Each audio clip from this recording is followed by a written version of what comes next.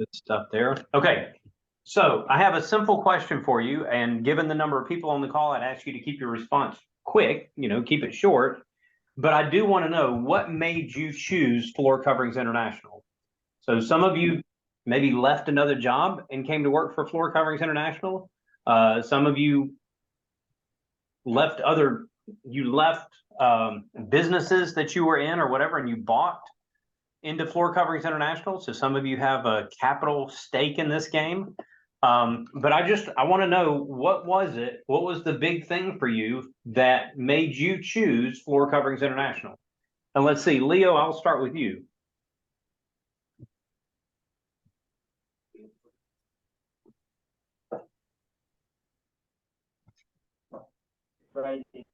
Got it. Okay. The owner, and owner. plus he was in a business manager of before, and he was doing very successful, getting buried. I've been in sales for 25 years, and I came in and talked him into hiring me because of the fact that I'll take over the sales department and help you grow this business. So it was a ground floor opportunity to bear himself and actually the company, Floor Coverings International. That impressed me really well too. Nice. All right. Let's see. Scott Selfridge, what made you choose Floor Coverings International? I was an installer for 34 years and wanted to try something different. So I talked to my guys, and that's where I decided to go. So there's a lot of flooring companies out there. You could have decided to work for any of them. I understand getting off your knees and now doing something different, but what was it about Floor Coverings International that said, this is where I want to do it? It was the mobile showroom for me. I mean, okay. I mean, because we have a lot of small areas in this, like little small towns and a lot of rural areas, and they stick to one little small place, and this was an opportunity for me to kind of expand, out in my area, Okay, good. Big city. So good.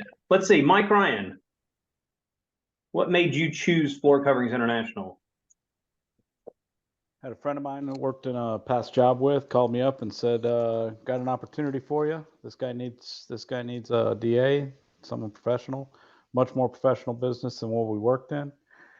Also interested me because I'm used to selling a lot of different products. That's what my background is. So instead of selling one product, I get to sell 3,000.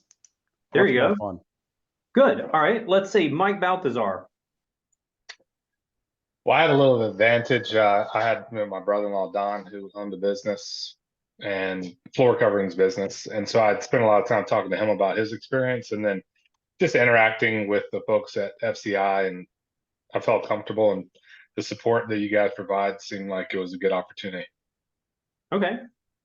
Mauricio, what made you decide to choose Floor Coverings International?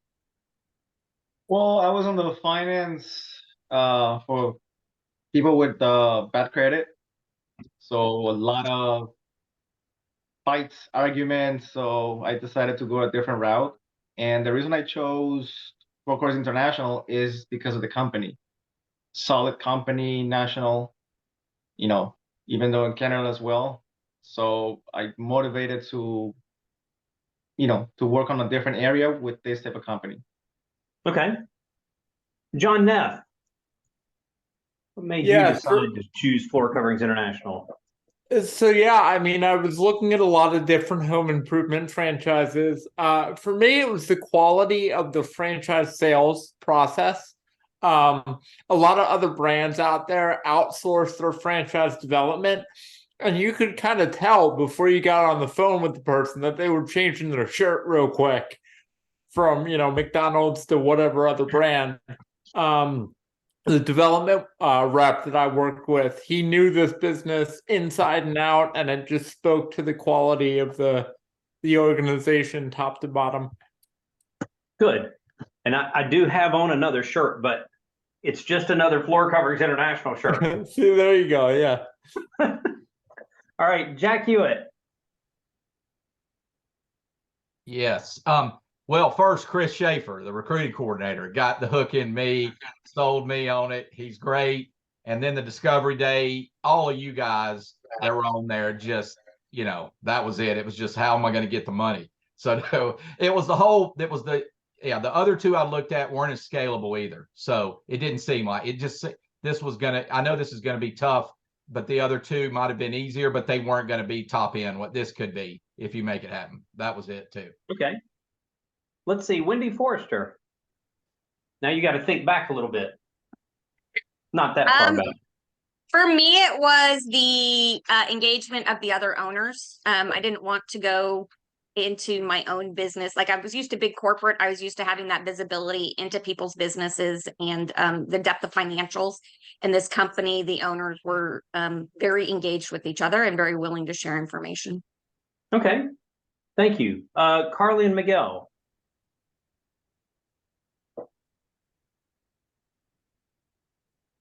For me, I've been majority of you guys know me. I'm a chef by trade. So when we said franchise, everyone thought I was gonna go right into the food industry. I mean, but when it was put to me about flooring, and we got a few other franchises, and when I saw like Floor Covering International, I was like, people always gonna need floor, and you will always got something to do. So that was it for me. Okay. Carly? It was the quickest way for us to get to our financial goals with the fewest number of employees. So I thought that would be simple and easy.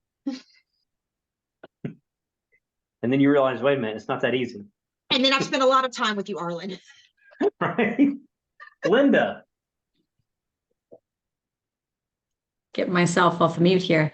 Yeah, for me, it was really, I looked at a number of different franchises that I was considering, wanted to change, and it was really the people and the process here was very, organized. I could tell from Discovery Day, the people at the corporate office were very invested in the success of the franchisees. And so both the process and the people were key for me. Okay. Let's see, Mutu and Anam. Yeah, we looked at franchise options, and we are interested in home improvement industry, and we looked at entrepreneur.com, and floor coverings came as number one in the home industry. And after that, we spoke to franchise owners, and they said Floor Covering International provide phenomenal support, which I am realizing now. It's so good. So happy to be here. Okay. All right, good. Let's see. Julio, what made you choose Floor Coverings International?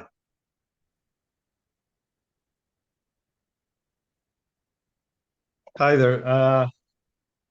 It was quite a few things actually. We were looking within the many industries. Floor Coverings International have for us as a company has a lot of structure.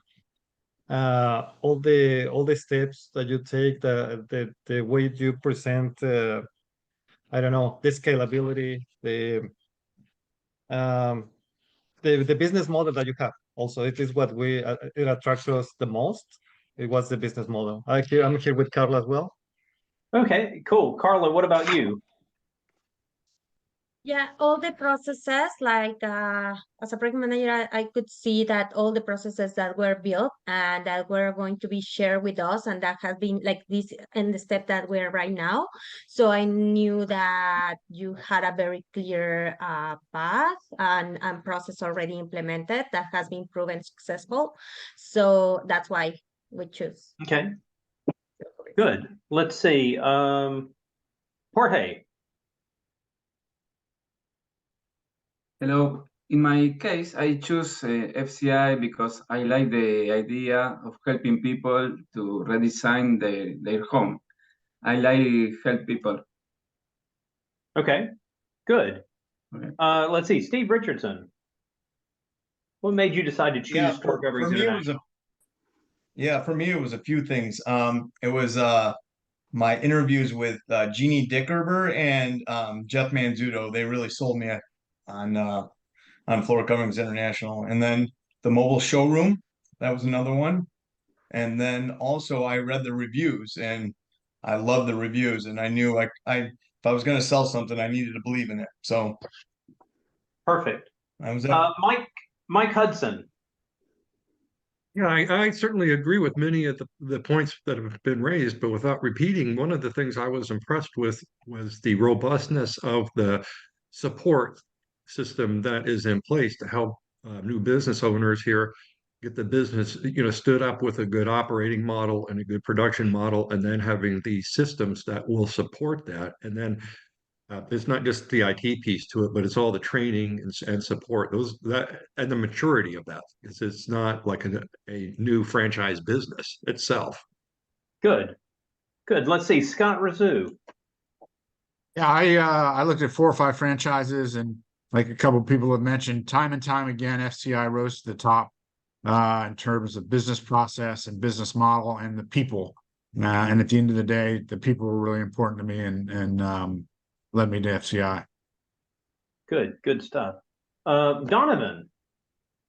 I looked at a bunch of franchises as well, and then I read one article, basically what makes a franchise owner happy, and the number of employees, and then the continuous improvement process really drove me to FCI. And then the customer reviews were great. So good stuff. Just taking a little note here. Leandro. Well, I chose FCI because the company, the business model, the mobile showroom, and the team, and you. Good stuff. Michael Pfefferman. For me, everything people have mentioned played into it, but my very top thing was the commitment to being the best customer service in the space or customer experience. Let's see, Andrea, how about you? For me, the values, which are similar to mine, that is caring for the customer. I'm not happy until you're happy. Very good. Frank Moyer.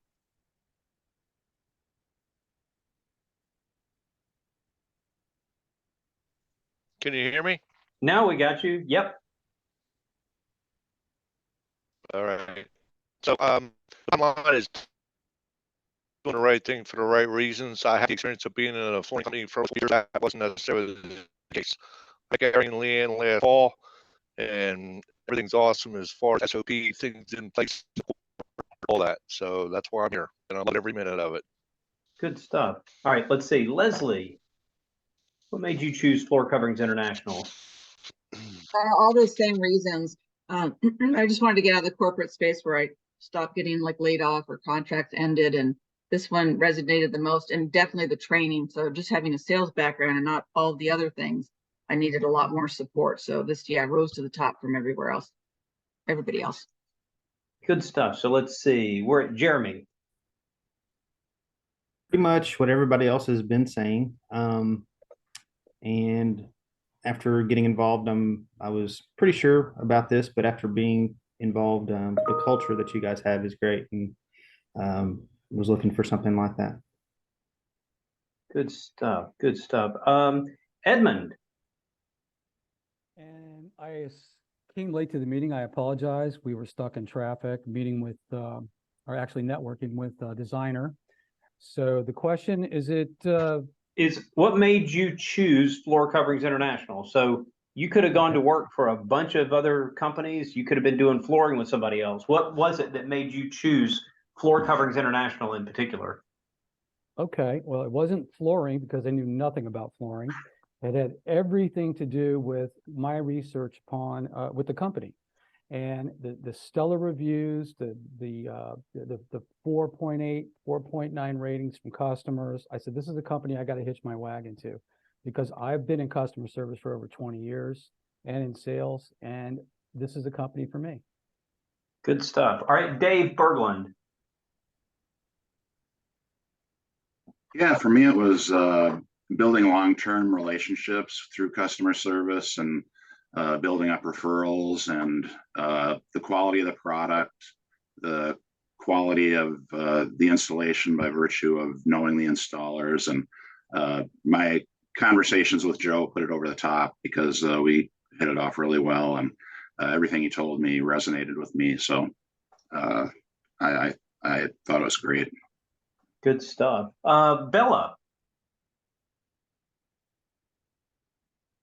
Hi, sorry, my camera is not working again. But I actually came from a medical background, so this is very different for me, and it had nothing to do with like flooring or anything like that. But it was actually Amy and Ken when I met them for the first time. They're truly like the nicest people I have ever met, and they've just been so reassuring this entire time and making me feel like it's okay to like not know anything about flooring because they knew nothing about flooring when they got into this, and every step of the way they're just so reassuring. I love it. I love it. Let's see. How about Max? Yeah, I'm getting reminded of a lot of reasons as people are going through, so that's cool. I think honestly, as I was going through the selection of different franchises, I was doing this with other ones too, as I was calling the current franchisees, and honestly looking for the ones who were pissed off. I could not find anybody with FCI, especially in comparison to some of the other franchisees. So that was definitely kind of a tipping point beyond what everybody else has been talking about as well. Good stuff. All right, let's see. Mommy. The reason why me and Jibril choose FCI is the Discover Day was very informative, and then the support you guys have with your business owner. And then Jibril always like flooring. And then when we do our research, it was like #1 ranked customer service, and then the best flooring experience in North America. And then the reviews, and is the 8th largest company. So we're like, why not? And with also the customer service. Good. Thank you for that. All right, I'm looking down through my list. Have I missed anybody? Please speak up. Who have I missed? Someone named Samsung. I don't know Yeah, who it is. Samsung. You're on mute. And you're on mute.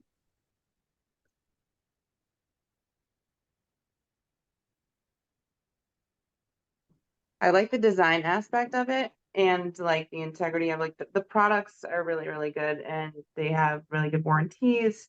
So I like that. All right. Is that Brittany? Yes. I'm trying to remember faces and names. I really am. Anybody else that I missed?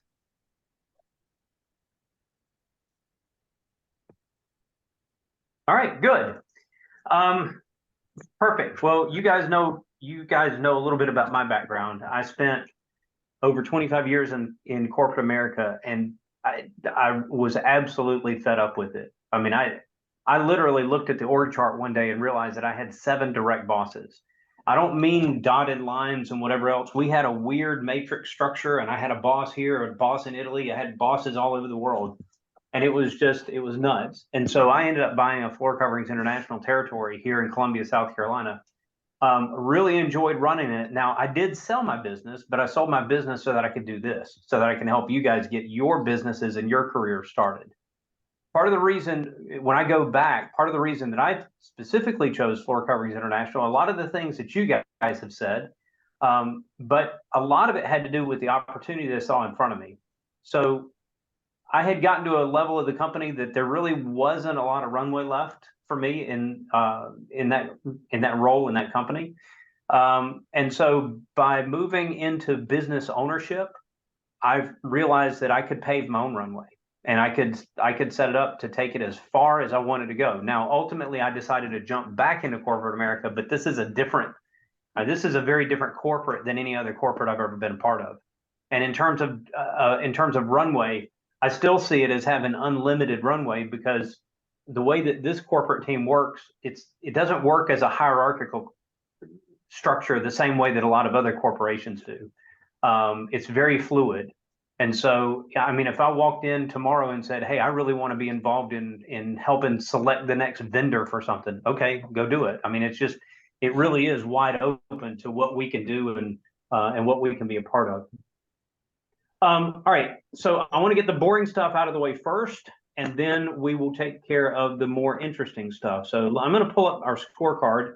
We didn't look at this last week, but I do want to look at it this week and just remind you guys of where we are. So this is week 4. We are here at week 4, and so I see that Savannah has already marked attendance for today. Thank you very much for that. Next week will be week 5. And then we have our Inspired Sale Week. More on that to come later. And then when I look at where everybody is in terms of their progress, so by now you should be fully finished with weeks 1, 2, and 3.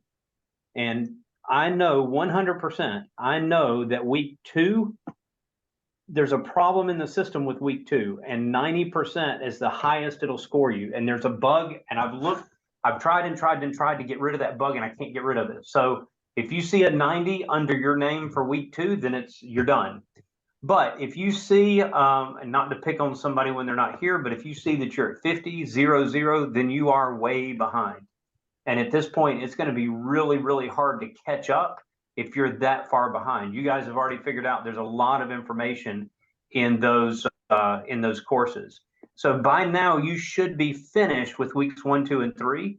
And between now and next Wednesday, you should be able to knock out week 4. In addition to this, you should be making progress in the Salesforce learning plan. I figured by now you should be 50 or 60% of the way through that. So good stuff there. I'll slide over to the franchise owners in just a second. But I do want to sort of highlight these ride-alongs. So Dave, you and Joe are spending a ton of time together in the van, and I love it. You're learning more from him in the van and with technical stuff than we can ever do over Zoom. Leo and Bear, you guys are absolutely killing. I hope you like each other because you're spending a lot of time together. Karen and Matt, they're doing their thing together. Bella, I know you're enjoying spending time with Ken and running appointments. I see these guys. I see you guys that have 16, 17, 19, 14. And then I get over here and Brent's got 48 of them with Jason. That's a tremendous commitment on both of their parts to see as many different opportunities as they can see together. And yes, there's sales skills that you get a chance to see, but even to me, it's even more important to be able to just be in a house and figure out, okay, how do I know what the subfloor is, and how do I know what I'm going to pull out of the van? On the franchisee side, too many to put on one screen unless I just make it too small for anybody to see. But let's see, I will scroll back and forth a little bit. So same thing, you guys should be at the 3-week mark. And so once again, if you find that, wait a minute, I'm way behind there, well then you're way behind, and it's time to get serious about catching up with this, because there's a lot of that material that I don't go through in class, and there's a lot of product knowledge that's embedded in those courses that we don't cover here. Same thing with Salesforce. Now, by now, a lot of you have figured out how to do a lot of the things in Salesforce, but it's still worth spending the time to go through that. I don't track ride-alongs for franchise owners, but any opportunity you have to do a ride-along with somebody else, absolutely take advantage of that. Any questions about anything you guys see on the scorecard? Harlan, if we know that we've gone through the week 1, week 2 learning plan and it's not reflected on here, what should we do? Well, you've highlighted it now, so I will go in and take a look. And I want to make sure that I want to see if there's a bug in the system, or if for some reason you ended up going through different material. Do you want me to send you a screen grab of what it looks like for me? No, I can log in as you. Powerful. Yep. Okay. It is my one and only superpower. That's it. Thank you. Any other questions? Okay, good. Then let's finish with the boring stuff, and we'll get into the more interesting stuff. All right, so there was a reason that I asked you this question to get started with today. Today, we're going to end up spending a good bit of time on the company story. So what is today going to look like? Well, we've done our scorecard homework. Good. We're going to dive right into inspired sale practice, and we're going to spend the bulk of our time here. Up until now, and I always like to start with this so that I can set a framework for the whole thing, right? You've had an opportunity to do a setup call with the customer. You've had an opportunity to meet with them in the home and do the warm up and get a chance to know them, ask them some transition questions as you move into step 2, inspect the space with the customer, figure out what they like, what they don't like, give them a reference list. Then you're out there measuring the job, pricing up, again, what I call a rough draft, right? We're going to put in a rough draft using just PGs to start with. Now, after you've done the rough draft, what do you physically do? Well, physically, you go out to the van and you pull samples out of the van and you walk back in the house. But when you walk back in the house with the samples, you're not immediately going to show them the samples. The samples don't get shown to the customer until you get over here to step 6. I walk back into the house with the samples in hand, and we're going to sit down and do a company story with the customer. So why in the world would anybody want to listen to you drone on and on for 10 or 12 minutes about your company? I mean, we live in a fast-paced world. People want to get on with life. You know, It's just the second most important. information. It's the Go second ahead, most Dave. important reason that people buy, It is. Yep. and it's Why a else is it differentiator. important? Differentiator. In what way? It tells them what we do, who we are, what services we provide, what they're paying for, what their value is. All of the things that differentiate us from the other companies, our service, our install, 100%. our products. Good, 100%. What else? What else? Why else would it be important for somebody to sit down and listen to you go through a boring PowerPoint presentation? Opportunity to highlight the service experience and what they should expect and why and how we provide that experience. It's the 4.8 stars, and those aren't just based off of my 5 best friends. So it's thousands of customers. Okay. Yeah. I mean, I before think investing, I they think it can also provide a reset point.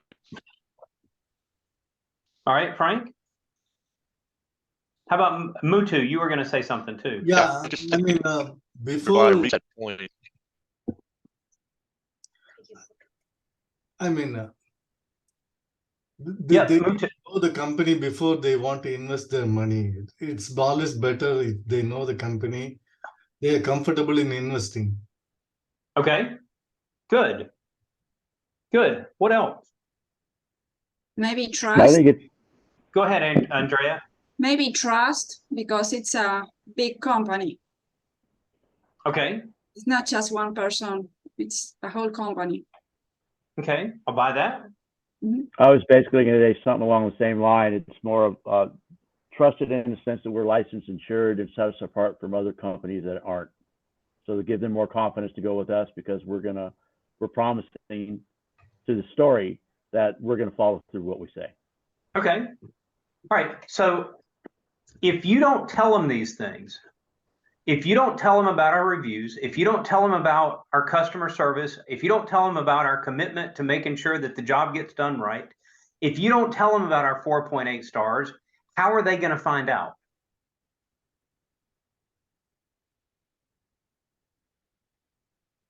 They're not going to get that everywhere, all of that across the board. They might see the stars. They might see one thing. It's all of it across the board addressing everything. Yeah, right. That they wouldn't see that unless you tell them. That's my point. That's exactly my point. If you don't tell them, they'll never know. Yeah, I found in general, people don't know anything about stuff that they're going into. They only know what they've heard somebody say, and they don't do a lot of follow-up and research on it. And so they believe what they've just heard out in the open. So if you just tell them stuff, most people tend to believe you because there's no reason not to. Good. Okay. How many of you be honest? I mean, let's just be straight up, show of hands, or call some attention to yourself somehow. How many of you just really look at this and say, yeah, that seems like a waste of time. I'm not going to bother with that. Be honest. I got nobody. Well, somebody's lying. Arlen, I don't think Yeah. it's a waste of time. I just think you have to be, you know, somewhat, you have to be sensitive to the client. If the client's engaging with you and listening, you know, great. If they look like they're tuning out, I think you just have to be expeditious in your approach and make sure you hit the key points you need to while getting to the end of it sooner than later. So I just Okay. think you have to be very in tune with what client you're talking to at the time. Okay. And Frank raised his hand. Thank you for being honest. Share your thoughts, Frank. Your audio is not great, but we'll see if we can work through this.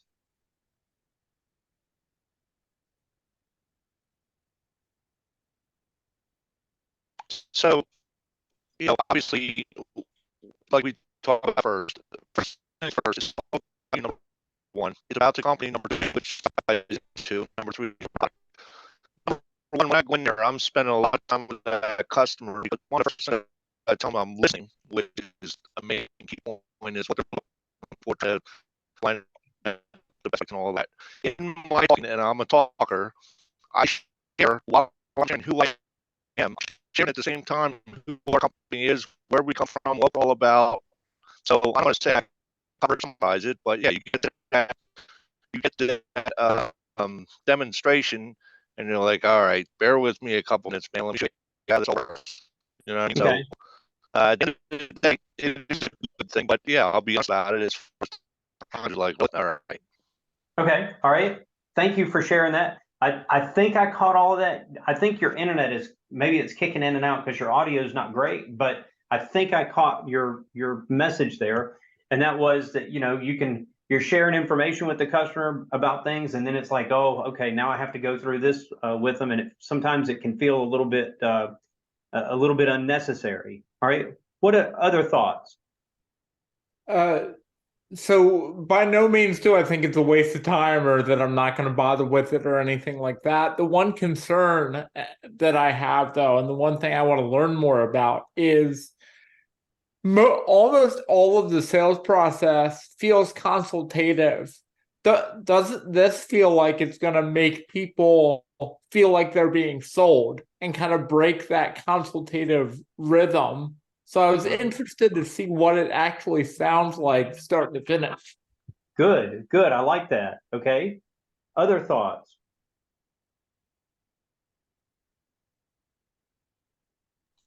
I kind of do some setup stuff and sprinkle in a few things conversationally about, say, our installers or the services we provide, or I think I said this before, a question I really like to ask is, what are the most important qualities that you're looking for in a contractor to do this work? And that really gets some interesting conversations going. It also gives you their priorities of, you know, I'm looking for quality or integrity or things like that. And so during that conversational phase and the early part before the company story, I try and sprinkle some of that stuff in to kind of be, you kind of reinforce that with the company story. But I can see Linda's point where there are perhaps some customers who are pretty terse and like looking at their watch. And so I've seen in those cases where Josh has kind of like gone through the company story without the slideshow, so to speak, kind of saying a lot of the things that are differentiators and telling them about the company without like seeming to take up as much time, if that makes sense. Yeah, yep. So I'm curious, and you probably don't have the statistics on this, but I'm curious what his close rate looks like when he does that versus actually just going ahead and doing the company story. Yeah, you're right. I have no idea. I know we've closed some when we've done that, but I have no idea what the statistics are. But I think it's pretty easy to slip it in there. But I can see where there are a small percentage of customers where you're kind of like, all right, I feel you. You want me out of your house. and so sometimes those aren't our customers, you know. Could You be. can also like skip through some of the slides maybe, right? And really hit on the So important ones. we're gonna dive into this a little bit. And one of the things that one of the principles that I'm gonna share with you is if your customer is getting, the eyes are being glassed over, you know, you're starting to see drool down the side of their mouth because they're going to sleep. I mean, you know, you start seeing those signals, that may not have anything to do with the customer. That may be the other party that's in the room. You know who I'm talking about, right? So if you find that your customers are simply tuning you out, that may have more to do with how you're presenting the company story than it does with their attention span or with what they are going through in life. Now, I get it. I've absolutely been in homes with people that are like, look, I got 20 minutes and I got to go. And we'll talk about what we can do in a situation like that. But my argument is I'm going to do the company story every time. Matter of fact, the only time I'm not going to do the company story is like if it's a commercial job and I'm not even meeting with the decision manager, I'm just meeting with some maintenance guy that wants to, you know, that's showing me around the site. But if I'm in the home talking with somebody, I'm going to do it every time. Leo, I think you were there. Yeah, I just want to reaffirm that. We got a job the other day. I gave the story, and that's what basically sold him. The guy works for a large company called Q&D Construction. They pride themselves on quality work. And when he heard the story from me, he related our company to his company, and that's pretty much what sold him. We were actually he told us we were actually the highest price of all the bids he got, but he's going with us because of what he saw through the story I gave him and the slide presentation, that he saw quality in it. And that was the whole reason. It was basically all based on the story. It was kind of neat. It made me feel good, gave me a lot more confidence in giving the story. Perfect. There's a lot of you that when I asked what made you choose Floor Coverings International, there were a lot of you, the franchise owners, that says, well, it was the discovery day. It was now I'm using my words, not yours, but it was the culture that I saw. It was the information I got during discovery day. My gosh, you went through a 2-day company story. I mean, we're talking about doing an 8 or 9 minute company story. You guys went through a 2-day company story. And what did you want to know? You wanted to know if this was the right company to invest a lot of money in. And you decided, yes, it is. Well, you're asking your customers to invest a lot of money in you. It stands to reason that you would do the same, that you would give them the same benefit of learning about the company that they're buying into that Floor Coverings International did for you. And for design associates that are on the call, you guys purposely chose to work for this company instead of some other company that you could have gone to work for. Maybe it was the owner, maybe it was because of reviews that you read, maybe it was other things, but you had to know enough about the company to make that kind of decision. You're asking your customers to do the same thing. Why wouldn't you give them the same benefit of understanding who they're signing up with? It just, I get confused why people won't do the company story. Because to me, this is the greatest tool that we have. Now, I've been with design associates and other franchise owners on ride-alongs and stuff, and I'll see them, instead of doing the company story with the slides, they'll just sort of hit all the high points as they're walking around the house with the customer.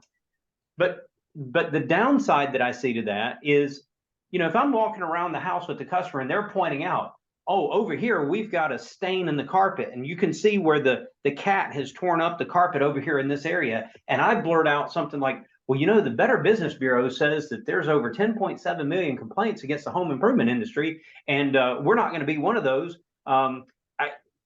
Okay, but that's not what they're focused on. What are they focused on? They're focused on this stupid stain in the carpet. So they're not really absorbing it. Part of having a sales process is figuratively taking your customer by the hand and walking them through a process. It's walking them through a decision process, and getting things at the right time and getting things in the right place is a way of emphasis of helping them through that decision making process. So I'm sitting in the warm up and I say, oh yeah, we've got 4.8 stars out of 5. Okay, that feels salesy. That feels pushy. But if I put it in context with the company story and I bring it out at the right time, that doesn't feel pushy. So John, you were saying there's a lot of this that feels very consultative, and this feels salesy. Well, I would say it depends on how you do your company story. Because to me, the company story, yes, it's a sales tool, 100%. I'm not going to back away from that. Yes, the company story is a sales tool, but the company story is also a way for you to explain to a friend that you just met the value in working with us versus another company. And why wouldn't I do that for a friend? I mean, you know, John, if I came to you and said, "Hey, I'm coming to Delaware, you know, is there a restaurant that you like?" Well, I would expect you to tell me, yeah, this place, and oh yeah, you got to go to Max. Okay, well, I don't know anything about Max, but then you're going to elaborate. Well, Max they got the best crab legs, they got this, they got this, they got all this. Okay, great. Well, now that gives me more information. Why wouldn't I do that for a potential customer? Why wouldn't I do them the favor of letting them know who we are? So I don't want the company story I don't want you to see it as, oh, this is a requirement, I have to do it. It's something I have to check off the box. This is like, I've now met a new friend, and I want the new friend to understand what it means to work with us. What does that process look like? Who are we? Because if I can help this new friend of mine understand who we are, then we can better understand whether or not we should work together. As those of you that have sales experience, have you ever walked away from a sale, not because the person was ugly, not because the money wasn't right, but have you ever walked away from the sale because you just realized, you know what, this isn't a good fit? I mean, maybe we could do the job, maybe we couldn't do the job, but this just isn't a good fit. Have any of you had that experience? Sure. Yeah. Linda, give us some information around that. Well, most of mine is all in corporate America, selling, you know, like high tech, niche, you know, software applications. But I think that there are definitely situations where we've seen either, you know, you think that the customer is really not engaged. They're, you know, in this case, it would be like they're looking at multiple vendors, but they already know who in their mind they really think they're going to go with. They're just checking a box and, you know, making sure they've gotten some other perspective, but they're really not listening because they're really already committed to another person. Others are, you know, companies who have so many demands or so many expectations, or you can get a sense of what they're looking for, and you know that it's either just something you're not going to be able to deliver or deliver in the time or the way in which they want it. And so you choose to disengage. Okay. Okay. I can add something here. Yeah, Leo. Okay, well, I come from a background of advertising sales predominantly, and I live in Reno, so it's the biggest little city in the world. I don't know if anybody knows that, and it's a very small community, especially 20 years ago. It's growing now, but I've gone into some places that have been here for 20 or 30 years before me, like HVAC companies and musical companies where they sell instruments, and they've got a name for themselves already. Everybody in town knows them. They explained to me real quickly. So it wasn't so much I walked away. You know, we don't need your advertising. Everybody knows us in town.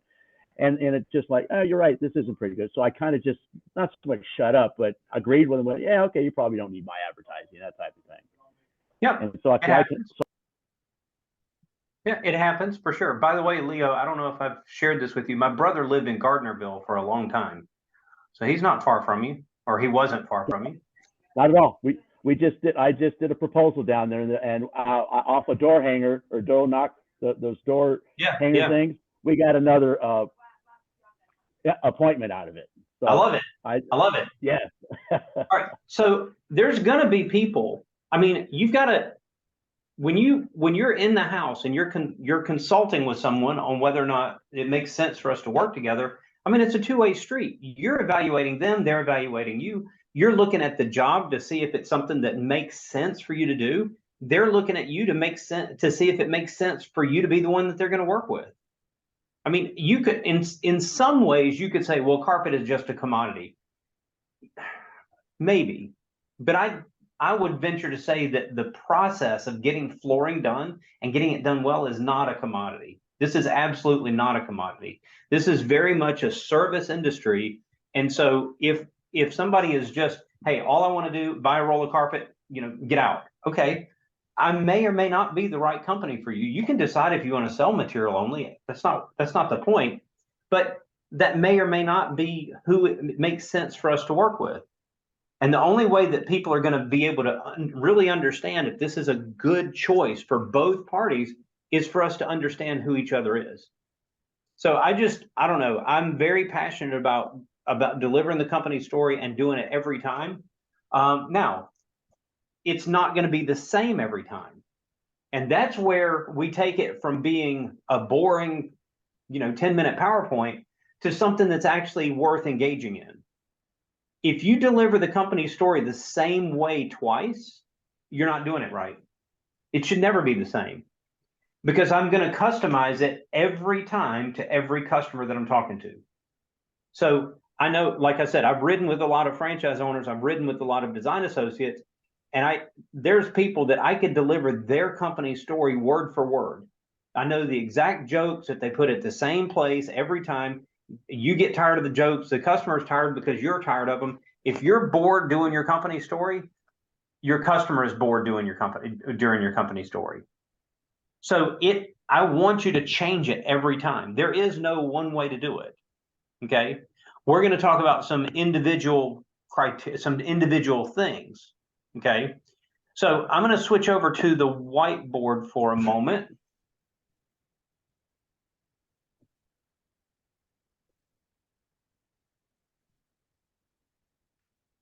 I'm going to switch over to the whiteboard here.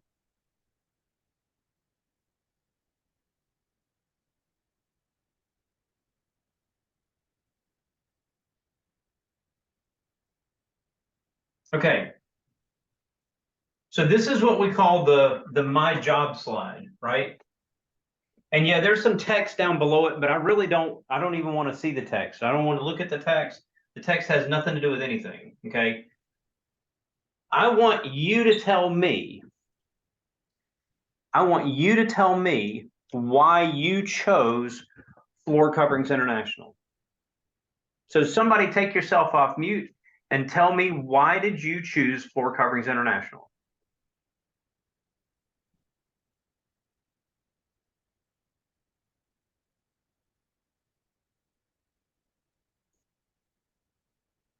All right, Arlen, I'll be a guinea pig. All right.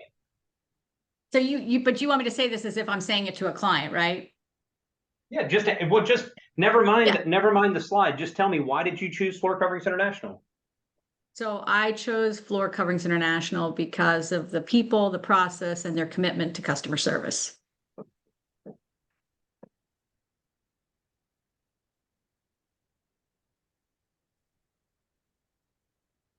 Okay. That sounds a lot like a good slide one. Mm-hmm. That sounds a lot like a good slide one. Somebody else.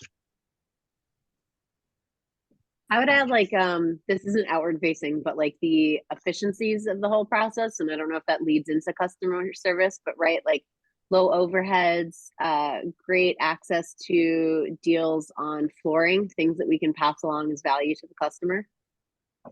Just a better model overall.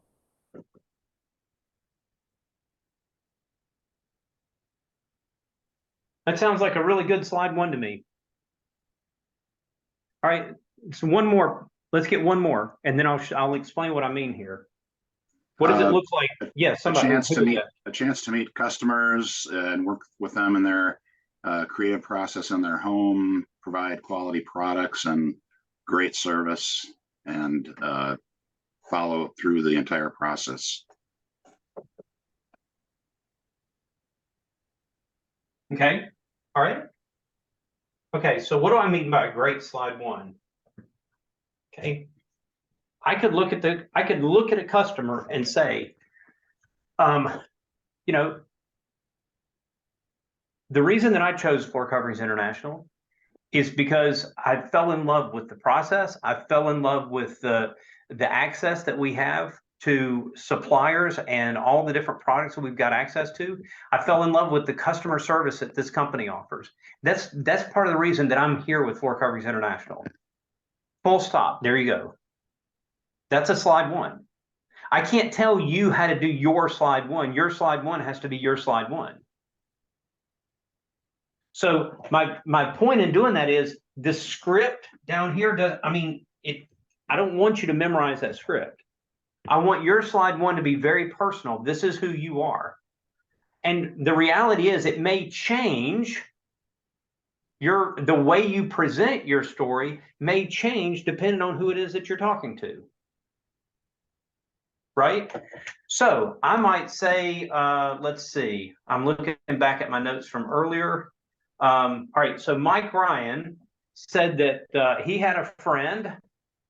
He was talking to a friend, and he liked the professionalism of Floor Coverings International. Where's Mike on my screen? Where's Mike? I don't see Mike. I got to pick somebody that's here. No, he's there he's he is. here. There he He's is. on I mute got and him. he's waving. I'm Got it, here. got it. There he is. All right. So Mike, you said that so let's say that Mike and I had a warm up, and I learned that he found his job from a friend, and he really liked the professionalism. All right. You know what? My slide one might sound something like this.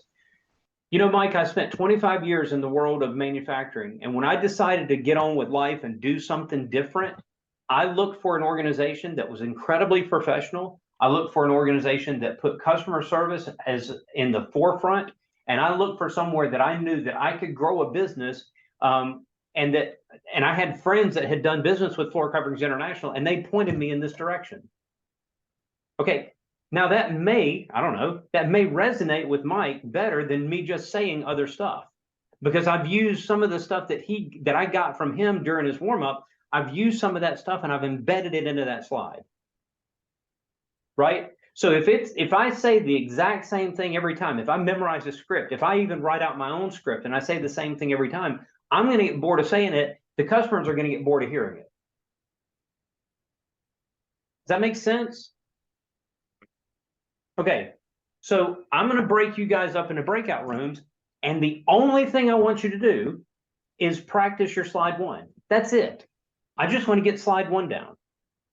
And no, we're not going to take this much time on every slide today, but I do want you to just spend, you're going to spend maybe 6 or 7 minutes in the breakout room together, just 3 or 4 of you, and just give your slide one. And I don't want it to sound, it doesn't even have to sound polished. All I want to know is, why was it that you chose Floor Coverings International? Questions around the assignment, what we're going to do here. I just want you to practice your slide one. That's it. It can't be that tough. So I need to make sure that my tablet and my whiteboard don't go into a room.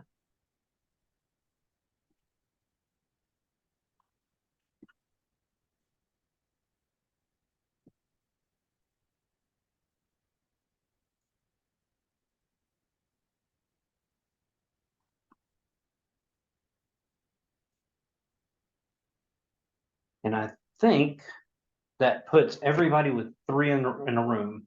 Okay, off you go. Practice slide one.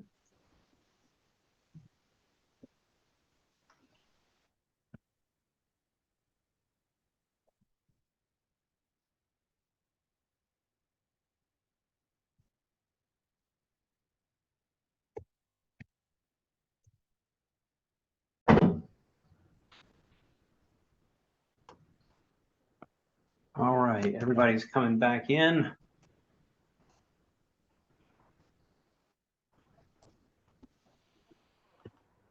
We've got another room to join.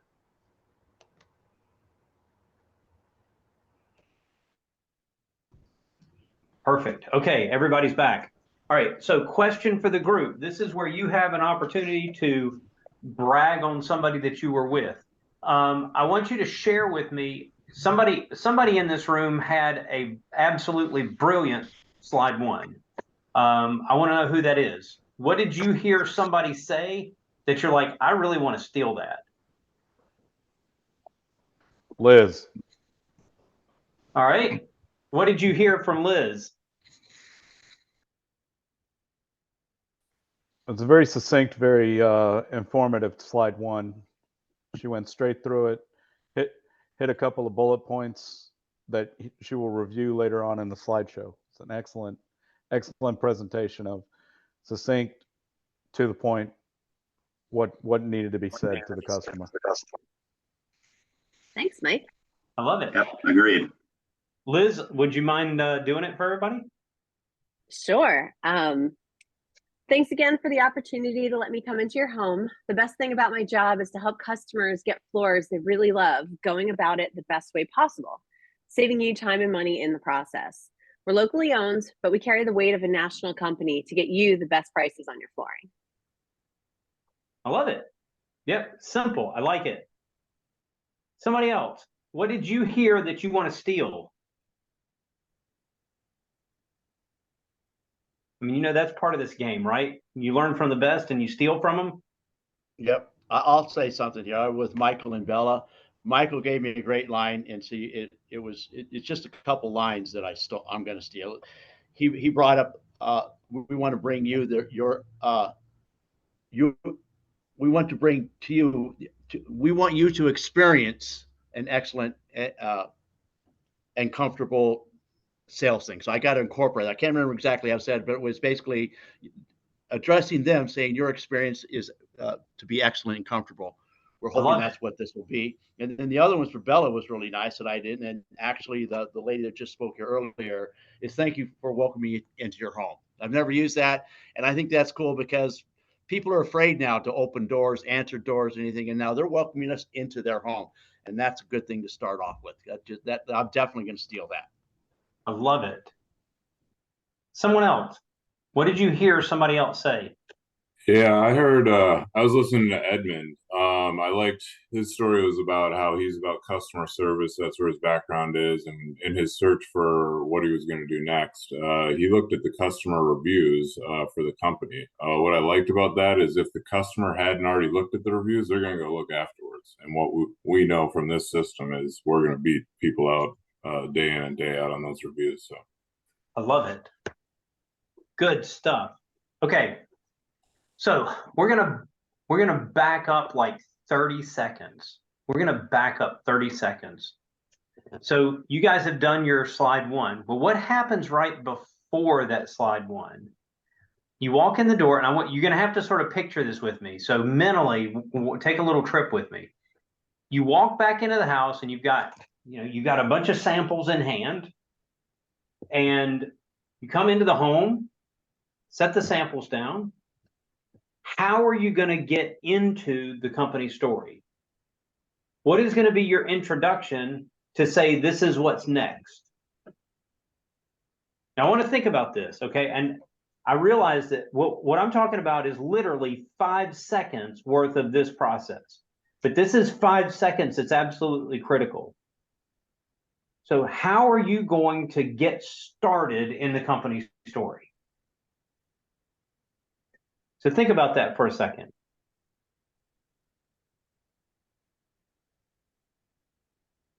Now, for me, I walk into the house, and as I'm walking over to the couch or as I'm walking over to the kitchen table or wherever it was that we had our warm up, I'm just going to go back to the same place again.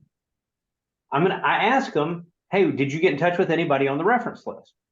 So then they start talking about the reference list, right? And that's great.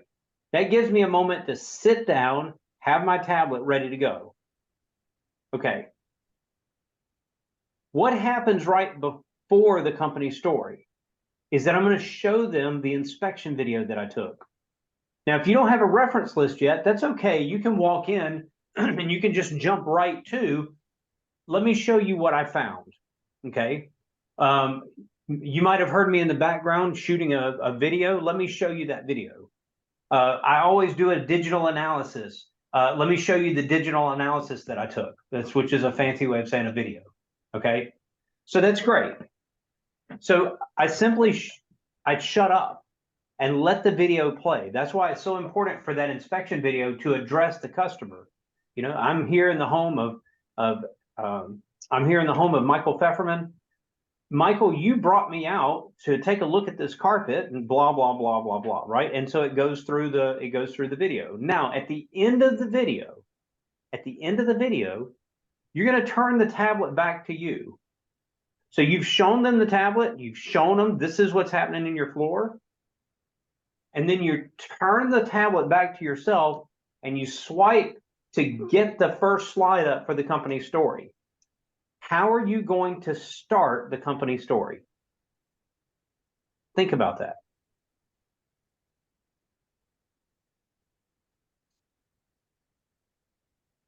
What happens if you say, let me take a few minutes and tell you about my company?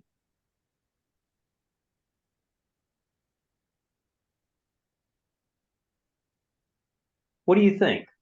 What happens if I introduce it that way? Do you mind if I take a few minutes and tell you about our company? Well, when you ask, it sounds nice. Also, someone can say no. They absolutely can say no. And see, this is the problem. When you say something that sounds like I'm asking your permission to give you a PowerPoint presentation, that's where a lot of people find themselves digging themselves a hole, because they've opened the door for the customer to say, oh, I'm really busy. You can skip over that. I know you guys are good. Okay. So I realize that I am literally, I'm taking an hour-and-a-half consultation and I'm nitpicking 5 seconds. But this 5 seconds is an important 5 seconds. That's why I'm doing this. So for me, I show the customer, my phone will have to be my tablet. I show the customer the tablet. They see the inspection video. I turn the tablet back to me and I get the company story ready to go. And before I ever turn it back around to them, I'm still looking at the tablet. I immediately dive into my slide 1. You know, I spent 25 years in the world of manufacturing, and during that period of time, I've got to say that the company I was with really did a good job, but we weren't that great with customer service. And so when I picked what I was going to do next in life, I really wanted to align myself with a company that was high on customer service. And that's why I picked Floor Coverings International. All right, you see the subtle movement, right? So let me do it again. I'm going to simply, I show the customer the video, the inspection video.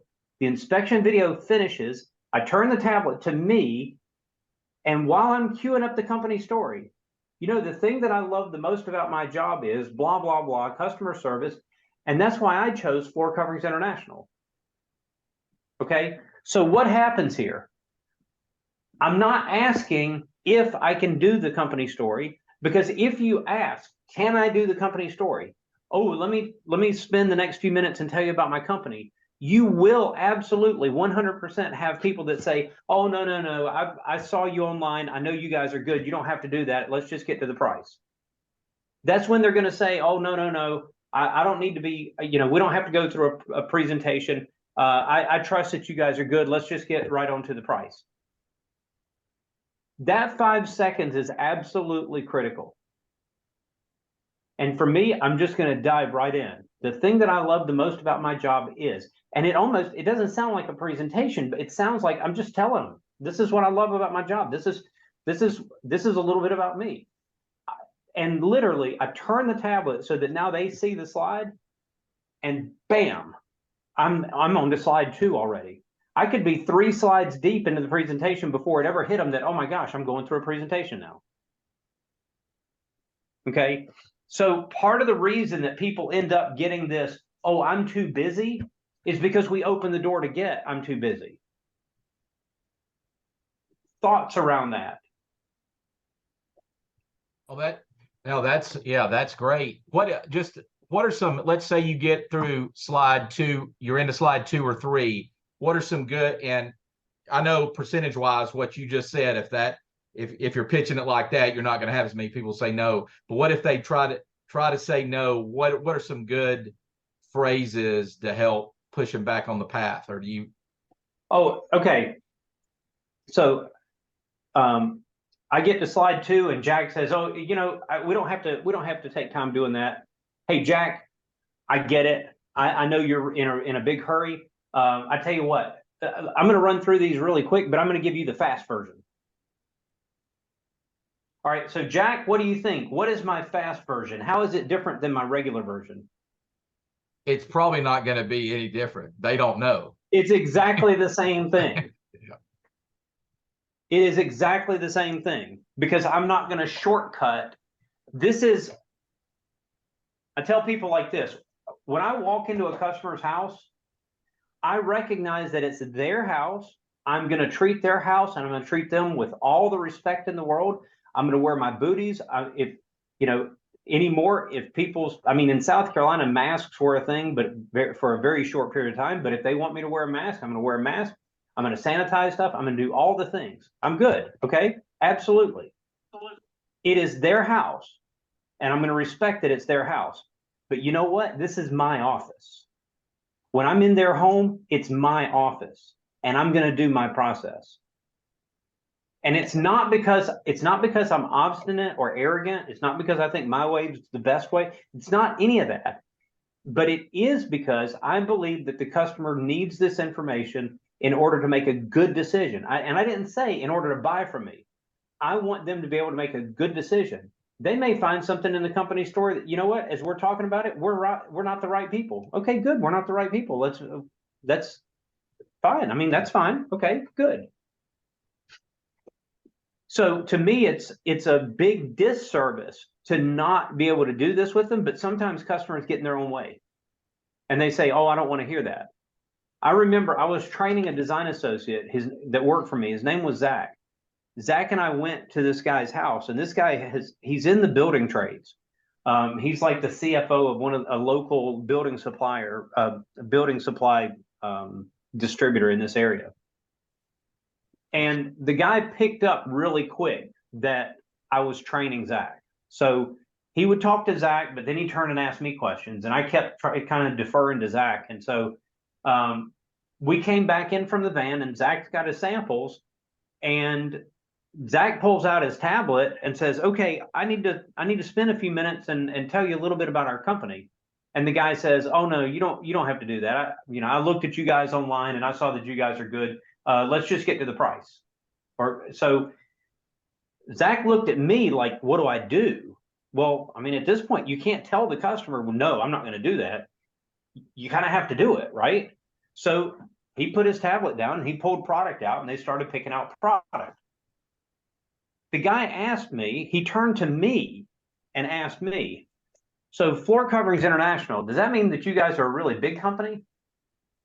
And I said, well, we are, but we're locally owned and operated. We're a local franchise company. Now we are part of a bigger company called First Service Brands. I don't know if you've heard of them or not, but they've got CertaPro painters and California closets and pillar to post home inspections. I mean, it's a pretty big deal. I mean, and then Floor Coverings International, we've got over 200 locations. We've done business with over 400,000 people, but we are locally owned and operated. And I told him about the Better Business Bureau, and I told him about reviews, and I went through the company story with him, and he was very appreciative to get all that information. He wanted the information. What he didn't want is he didn't want to get bored by a PowerPoint presentation. Okay, so what am I saying? Throw the tablet away and just do it verbally? No, that's not what I'm saying. What I'm saying is that you've got to get good at what you're doing. And that 5 seconds and how you introduce what you're about to do, if you show your hand too early, you will get shut down a lot of times. But if you will find a way to just jump right into slide 1 and get started, it's not very often that you're going to get to slide 3 or 4 and the customer stop you, unless you're just boring. I mean, if you're boring, they might, in which case that has more to do with you than it does them. Other thoughts? I just think they're really good slides because it just really show, like, we talk about, like, people get caught up about price, and if you're really not showing the value, they're not going to get it, right? And so this really kind of helps show the value too. It does. It does. Okay, who remembers what the next slide is? Everybody should. Who remembers what the next slide is? Whether they have or their flooring decisions, like when they decided to get the flooring or not. Right, or the question you asked? Like, no, what is the next slide in the company story? Yeah, On no, slide but, two. but it shows like when did you decide you Promise. wanted to get floors? How long ago? And Promise? Only Promise. promise? oh, the promise. Oh, oops. Promise. Right? Okay. So if the first slide was my job, and this slide is promise, how can you get from my job to promise? In other words, how can you transition from one slide to the next slide so that it feels very seamless? So somebody give me their slide one, and then I want you just to roll into the our promise slide. Just roll right into it. And that is my promise to you. Okay, all right. So Jorge, give me your slide one. So tell me, do your slide one for me. And so my job, do your slide one. And then I want you to just roll right in and give me slide two. Come on. Let me try. It's a thank you, Arlan, again for the opportunity to come to your home. The best part of my job is to help people in the to choose the best floor they deserve and build the home of their dreams. And that is my job. And that is my promise to you. All right, now give me the second slide. The second slide, promise. Our promise is to provide the best flooring experience in North America. Okay, all right. And then maybe you can move from there straight into number three, right? Okay, I want to try something. If you guys will give me if you'll give me a little leeway here, I want to try something with Jorge. Jorge, I want you to do slide one. I want you to do it again. I want you to do slide one. I want you to do the transition, and I want you to do slide two. So what would you say on slide one? Give me a transition, and what would you say on slide two? Just like you did, right? Exactly like you did, but this time I want you to do it in Spanish. In Spanish? Yep, do it in Spanish this time. Gracias, Arlan, por la oportunidad de venir a tu casa nuevamente. La mejor parte de mi trabajo es encontrarme con la gente en su casa, en su propio hogar, para ayudarlos en el camino de elegir el piso de sus sueños y hacer la casa que desean. Y esa es mi promesa para ti. Nuestra promesa es ser la mejor experiencia de pisos en Norteamérica. Okay, it's exactly the same as you did it in English. But a lot more fluid and confident. But a lot more fluid and confident. Right? Okay. So I don't want this to be a hang up around English, Spanish, whatever. If it makes more sense for you to practice in Spanish, because I know where you are, you're going to have a bunch of Spanish. 90% of your appointments are going to be in Spanish anyway. So it's fine. Practice it in Spanish, right? Now, Julio is in Canada. Julio is going to have to practice it in English because a lot of his customers are going to be English. So it is what it is. And you'll need to practice it in English so that it's not a problem. But this is about getting fluid and getting confident in what you're saying. Okay. Now, the only downside, or French, the only downside that I'll say about it is you said exactly the same thing twice. You used exactly the same words twice. So for me, I don't even think I can say it the same way twice. It always is different. So I don't want this to be a memory. I don't want this to be a script. I don't want this to be something that's always the same. It should sound different every time you do it. All right, somebody else, give me slide one. I want you to go from slide one, my job, and give me a good transition. How am I going to transition to the promise slide?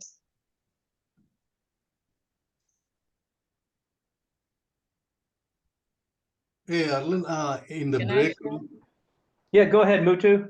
Yeah, in the break room, I was saying while I was explaining my first slide, I ran into in describing the company and saying that Floor Covering International has good customer rating. We have 4.8 stars and we have very good net promoter score.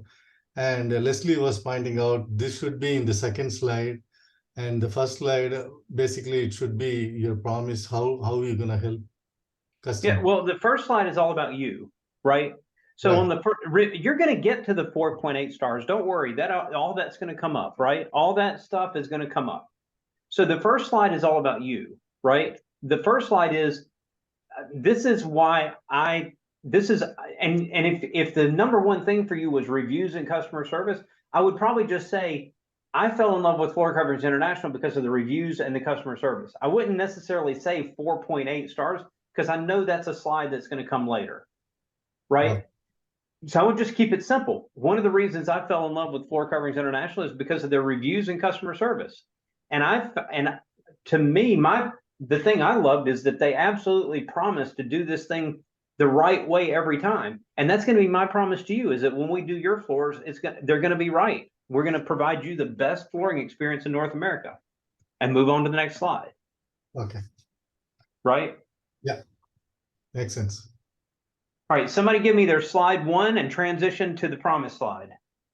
Can I try? Yes, Mike.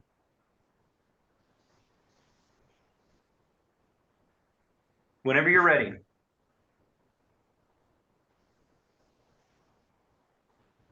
You say Mike or mommy? Mike. Mommy. Oh, okay. Okay. Whoever is the customer, maybe Arlen, okay. Thank you, Arlen, for having me in your home, giving me this opportunity. I love my job because Floor Covering International is one of the best, one of the best floor covering international in the US. And then we provide great customer service with our reviews 4.8. And then we promise to give you the best flooring showrooms. Okay. And All then right. we can own your, we own customers' problem from start to finish. I mean, it's hard to do the transition. Yeah. So that's why we practice it. I don't expect anybody to be perfect yet. That's why we practice this stuff. Okay. All right. So here's my point. We practice this. Okay. But it's the little things. We win or lose this game by millimeters. I'm telling you, it's the little things that matter. So I'm going to send you guys back into the same breakout rooms. And I want you to practice.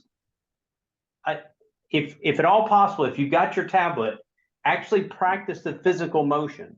The inspection video stops. The inspection video stops, and hold your tablet so that the camera, you got the back of it, right? Swipe over to your first slide. Boom, the My Job slide. Deliver your first slide, and about halfway through that slide, then you can turn so that people in the camera can see, and move on to the second slide, move on to the third, right? So I want you to practice that little physical motion of opening the tablet up to them. Deliver the first slide, give a transition, and deliver the second slide, and then let somebody else have a turn. And just like before, I'll give you guys 5 or 6 minutes to do this. These are short little practices, and I will ask for some feedback when you guys come back. So if somebody says something great, be sure to take a note of that so that you can share it with everybody else.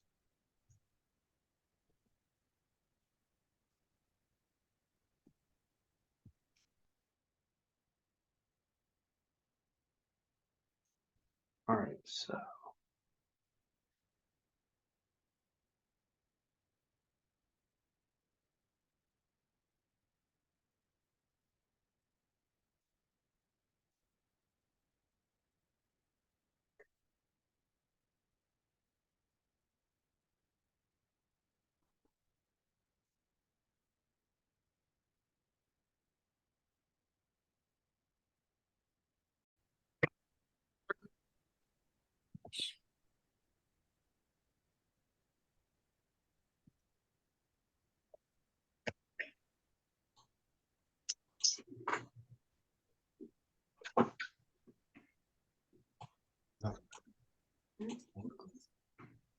All right, 1 or 2 more rooms out there ready to come back.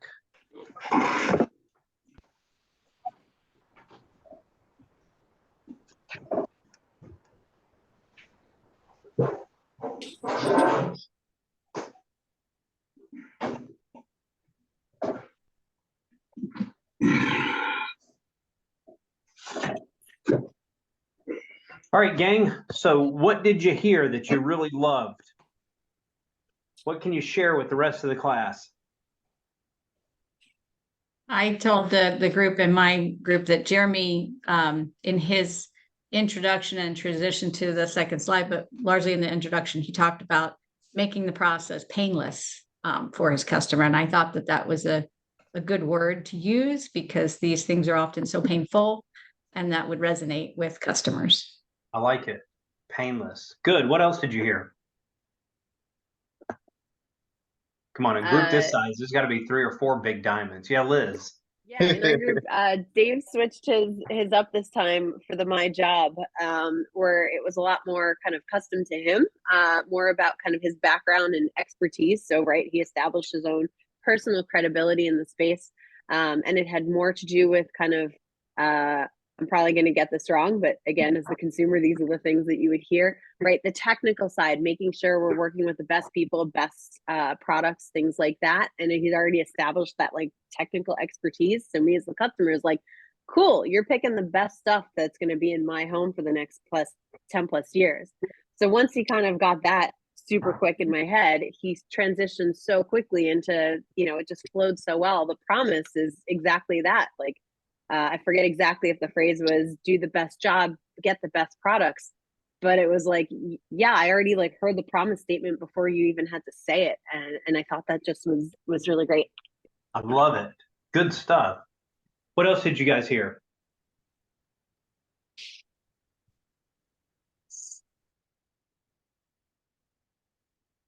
Who worked with Edmund?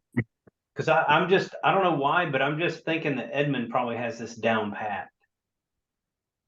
Really don't, Arlen. I was just I actually heard some great stuff from Max. He emphasized on his job how him and his family moved to Jacksonville and wanted to start a business that was community oriented, and he segued that into promising to give them an experience that was something he could be proud of in his community, something in that line. And I thought it was great. Now my transition was actually not so good. I got hung up. I think I got through my job pretty well. The word promise kept stuck in my mind, and I've got to work on transitioning, not so much to the word, but the meaning and the message. Good. Being able to self-evaluate like that is huge. Being able to say, hey, this is where I know I need to do something, that's huge. All right. So if I look over here to the side, this is a horrible way to look at slides, but you've got your My Job slide, you've got the promise slide. The next slide is our first service brand slide, right? So what is the big message on this slide? Why is this slide in the deck? What's important about this slide? What's the main message on this slide? Serving others. Service. Yeah, we serve others, right? We serve others. Now, if you happen to know what Paul Davis and California Closets and if you happen to know what those companies do, then sure, you can talk about them, but you don't have to. You can just say that we're part of a company that believes in serving others. And that's what we're here to do. We're here to serve you. Great. So why is this important to the customer? Well, I'm thinking that if they've never heard of Floor Coverings International before, they most certainly have heard of some of these other brands, and brand recognition is huge. It is. Anybody know what that stands for with them? What's in it for me? What's in it for me? Yeah.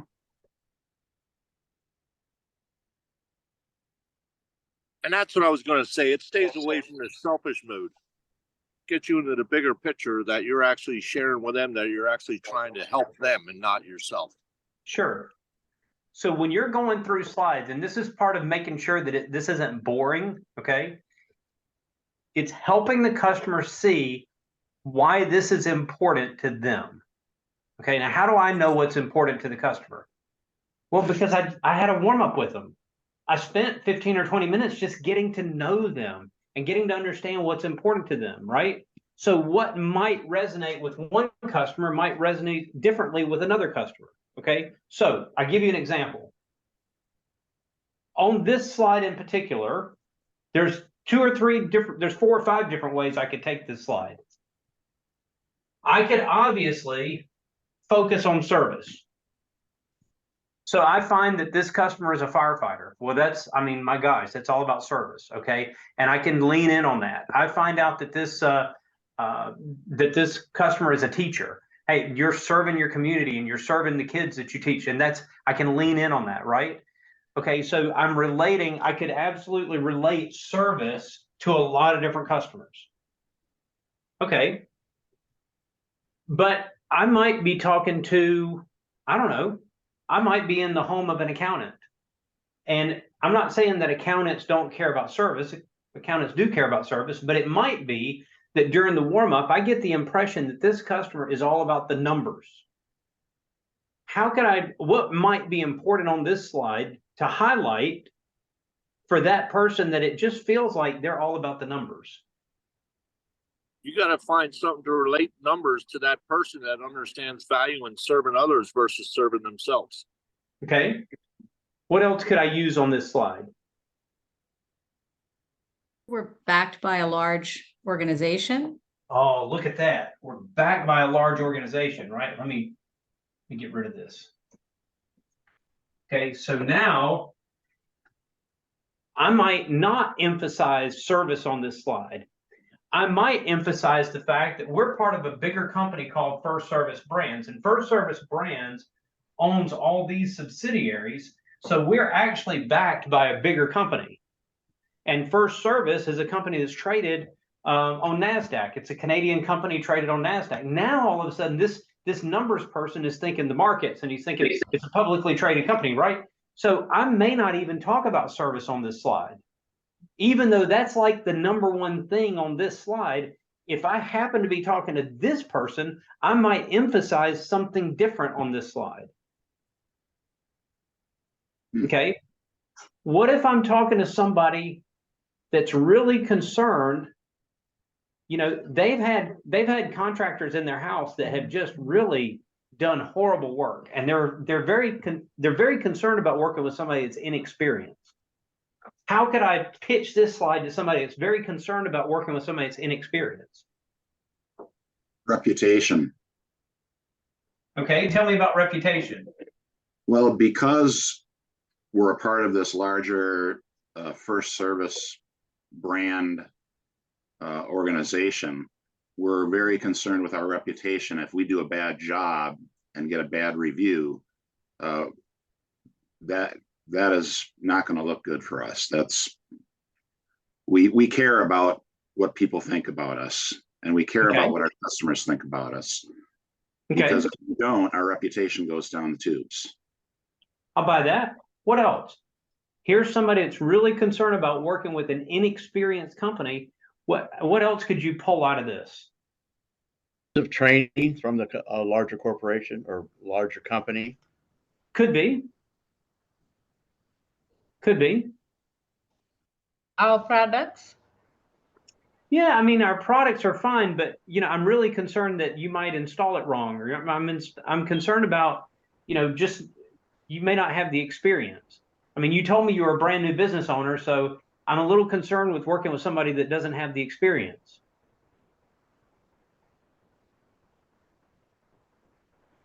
All right, so let me share with you something that you guys may not realize, okay? Every one of these companies works with each other.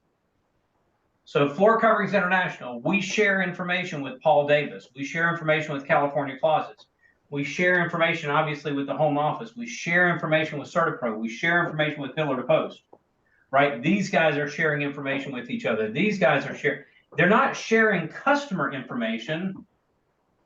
They're sharing information about how to do business and how to do business well.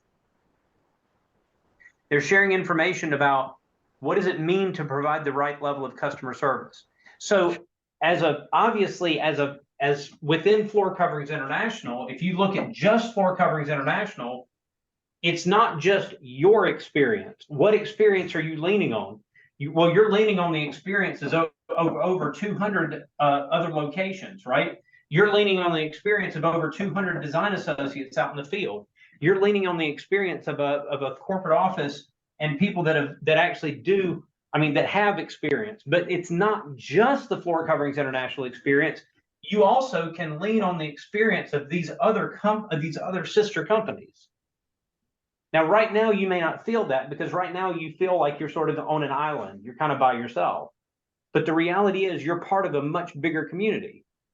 Okay, so if I happen to be in the home of somebody that, I don't know, I get the impression during the warm-up that they've had bad experiences with people that were inexperienced, I might pitch this slide differently. And instead of emphasizing service, I might go from the promise slide and say, you know, our promise is to provide the best in-home flooring experience in North America.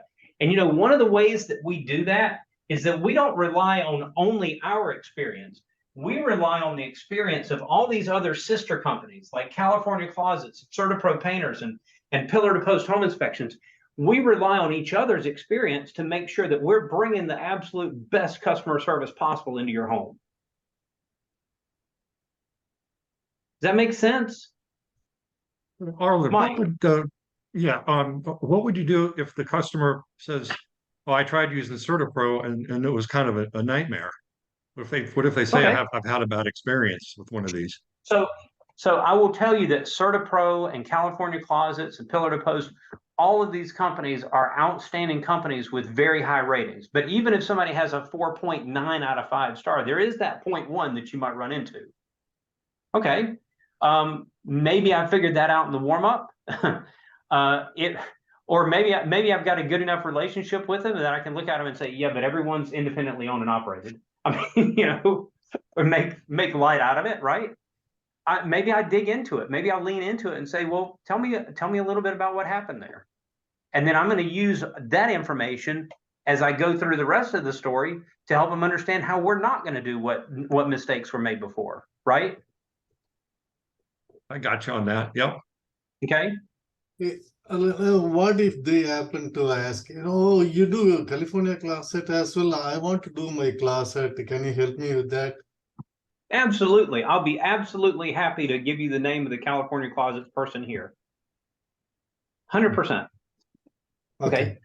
All right, you're not going to do the closet, but absolutely I can refer you to the person that's in this area. Now, to be honest, I don't know if there's a California Closets in your area or not, but it's okay. I'll find the closest one and see if I can get them a name. I'm not going to let that stop me from doing my thing today. Okay. Okay. Okay. All right. My point in this is that every one of these slides certainly has a main point on it, right? But you don't even have to stay inside the guardrails of the main point. I've got a slide here that shows a bunch of other sister brands on it. I can 100% use that information on the slide. So this is part of getting so good at the company story that it does not feel the same every time. It's getting so comfortable with this tool that you can use this tool to do a ton of different things. Yes, I know that a screwdriver is supposed to, you know, do screws in and out, but I also know that I can use a screwdriver as a can opener. I can use a screwdriver as a pry bar. I can use a screwdriver for a lot of different things if I'm really comfortable with that tool. Well, the only way to get comfortable with it is to actually use it. And the more you use it, the more you realize just how powerful this thing can be. It is the most powerful tool that you have in your arsenal for, okay, the warm-up is the most powerful tool that you have for getting to know the person and making a personal connection. But the company story is the most powerful tool you have on connecting that customer to the company, if you get good at doing it.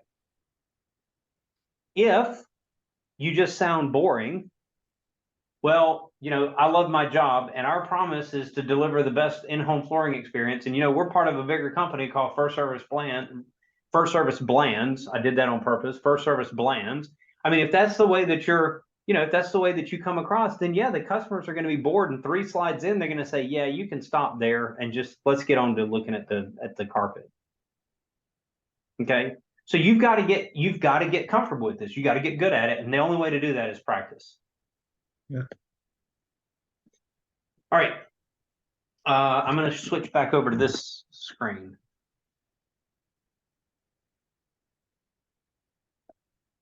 This switch happens faster. So one of the things that I'm going to encourage you to do over the next week, I know you guys have had a chance to start working with the company story and to memorize slides and look at transitions, but I really, really want you to start practicing the company story and not just, never mind what you've already written down. I know a lot of you have written down stuff as a way of memorizing it. I know a lot of you have gone down that path. I don't really want you to, I mean, you can write stuff down if you want to, but this isn't about memorizing your story. This is about being so comfortable with it that you know that you can deliver this differently depending on what customer's in front of you and that you can personalize it accordingly.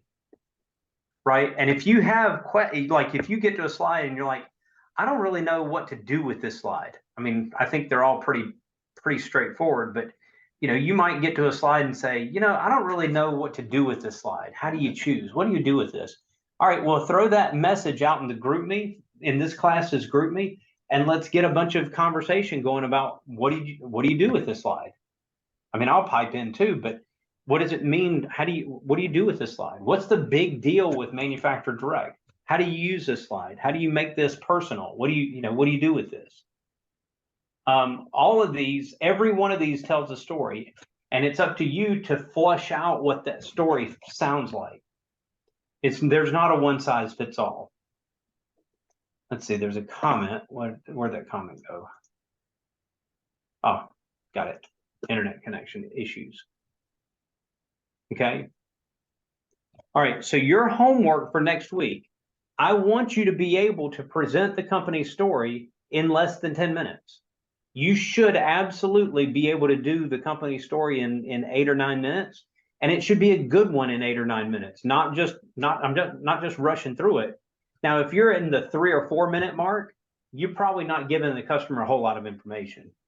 But this is a very quick, easy company story to do.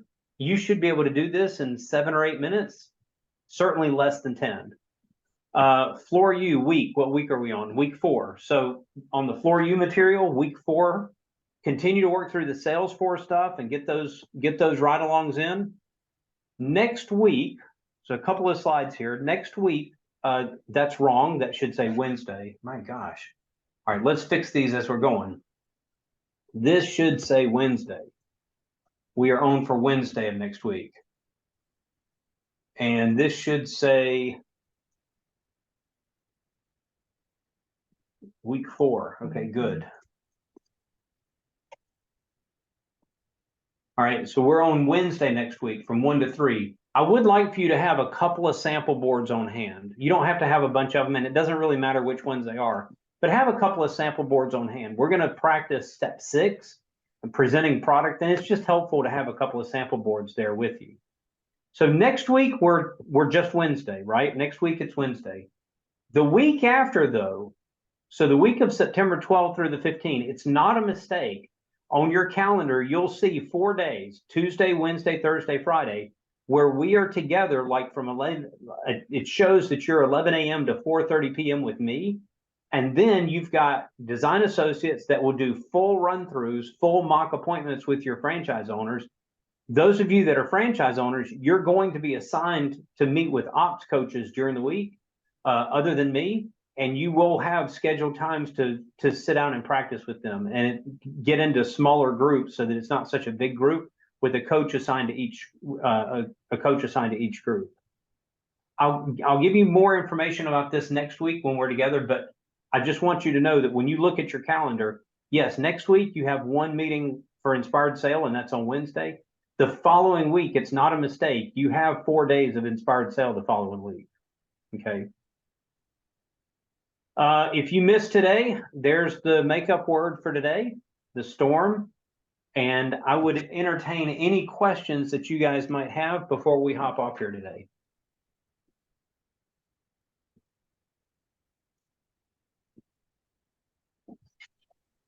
Thank you, Arlen.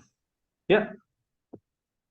Hey, Arlen, for that week of September 12th, if it sounds like we're in breakout sessions, should we be available for that whole time from 11 to Yes. 6:30? Yep. You are. So you will be with me. You will be with me from like 11 to 4:30. And then after that, you'll be assigned to a coach to work from like 4:30 to 6:30. So yeah, it's that whole time from 11 to 6:30 Eastern time. Okay, thank you. Arlen, how do you get into GroupMe? I've got the app on my phone, but I'm not sure how to even use it or get into a group. If you'll go to pull up like the first recap that I sent you, go back to your email and look at the first recap that I sent you. There's a link where you can do it through the link. So if you pull it up on your phone, you can just click on the link, or pull it up on your laptop and there's a QR code and you can just scan the QR code with your phone and it'll help. It'll let you join the GroupMe that way. It was for me. Hey, Arlen, I have a quick question. Is that as far as the GroupMe too? I only have it on my phone, and so people put PDF attachments in there. I can never open it with my phone. Is that? Well, you can. I mean, you can also log into GroupMe on your laptop. Okay, I was just curious if other people are able to download PDFs from your phone. I mean, I can download PDFs on mine all the time. I do it all the time. It does nothing. That's wild. But that may be a phone setting. I don't know. But I mean, I'm on GroupMe on the phone, but a lot of the time I'm on GroupMe from the laptop. Okay. Thank you. All right, cool. Well, I will see you guys next week then. Thank you. Take care. Thanks, Arlen. Darling.